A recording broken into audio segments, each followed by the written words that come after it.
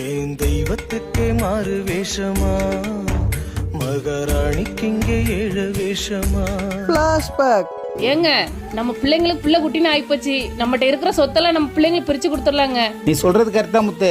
சொத்தை வச்சு நம்ம என்ன பண்ண போறோம்? பசங்களும் சந்தோஷமா இருக்கட்டும். நம்ம ஒரு மாசம் பெரிய பிள்ளை வீட்லயும் ஒரு மாசம் சின்ன பிள்ளை வீட்லயும் இருந்துட்டு போவோம். ஆமாங்க, இனிமேல் நம்ம வாழ்ற காலத்தை நம்ம பசங்க கூட கழிச்சுக்கலாங்க. ஆனா நம்ம சின்ன பிள்ளை நல்லா பாத்துக்கிடுவாங்க. அப்பா தாத்தா பாட்டி வந்துக்கிறாங்க. இப்ப எதுக்கு இங்க வந்தீங்க? அன்னைக்கு சொத்தை பிரிக்கும் போது பெரிய வீட்டை என்ன கொடுங்கன்னா உங்க பெரிய பிள்ளைக்கு தானே குத்தீங்க. இப்ப எந்த மூஞ்சி வச்சு இங்க வந்திருக்கீங்க? இந்த வீட்டுல நாங்க தங்கவே இடம் இல்ல. இதுல உங்களை எங்க கொண்டு போய் வைக்கிறது? இனிமே இங்க வர வேலை வச்சுக்காதீங்க. உங்க பெரிய பிள்ளை வீட்டுக்கே போங்க. என்ன விதிடா என் விதிய அடிப்போடி பெரிய பிள்ளை நல்லா பார்த்து பாண்டி. உங்க தொல்லையா இருக்கக்கூடாதுன்னு உங்க வீட்டுல பேச்சுவார்த்தை வச்சுக்காமங்கிறேன். எதுக்கு இங்க வந்தீங்க? எல்லா சொத்தையும் பிடிச்சு உங்க சின்ன பிள்ளையே குத்துறீங்க. எனக்கு ஒரு வீட்டை குத்துறீங்க. இப்ப அந்த வீட்டுல வந்து டேரா போல பாருங்களா?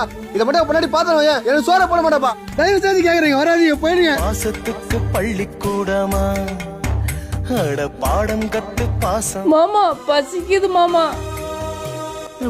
ஒரு 4 இட்லி வாங்கி கொடுங்கப்பா. என் பொண்டாட்டிக்கு பசிக்குதுப்பா.